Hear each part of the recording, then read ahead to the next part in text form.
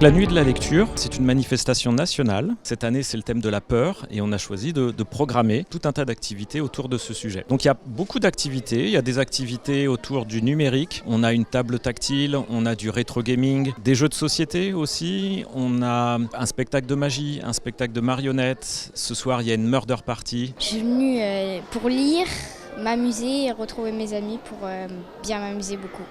Je viens à la médiathèque plutôt souvent. Je suis venue faire les activités, faire des jeux de société, lire, prendre des bouquins. Quelle chance de vous trouver à la maison! La dame de cœur. Où est Jeannot? Où est Jeannot? Qui sont ces gens? Dans les ténèbres!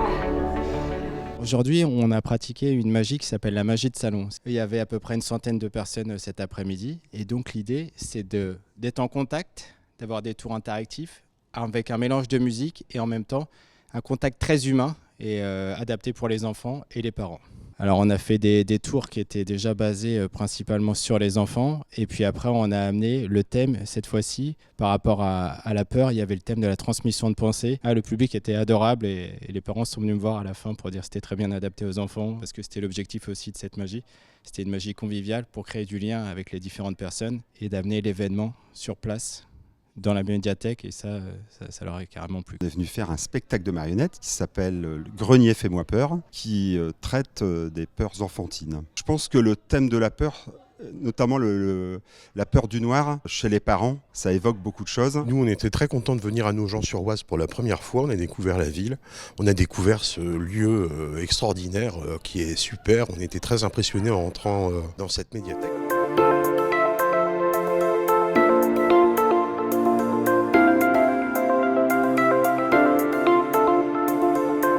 Ce qu'on constate de façon générale dans les médiathèques de France, c'est que le nombre d'inscrits diminue, mais la fréquentation stagne ou augmente. Ça veut dire que les gens empruntent de moins en moins de documents et c'est la lecture sur place qui se développe.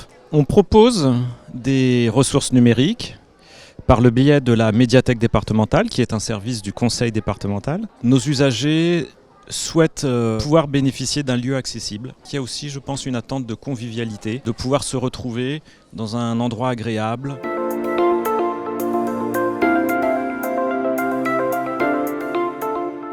C'est très intéressant, c'est une opportunité pour beaucoup de familles, je pense, de découvrir tous ces jeux, toutes les choses, et puis aussi un zoom sur la médiathèque, ça peut être aussi intéressant pour les personnes qui ne sont pas habituées à venir dans ce genre d'endroit. C'est la première fois que je viens ici. Elle a l'air très grande dans un premier temps, ça donne envie d'aller dans les rayons et de voir un petit peu ce qui se passe, mais le peu que je connais, en tout cas, ça a l'air très vivant, donc c'est plutôt pas mal pour une médiathèque.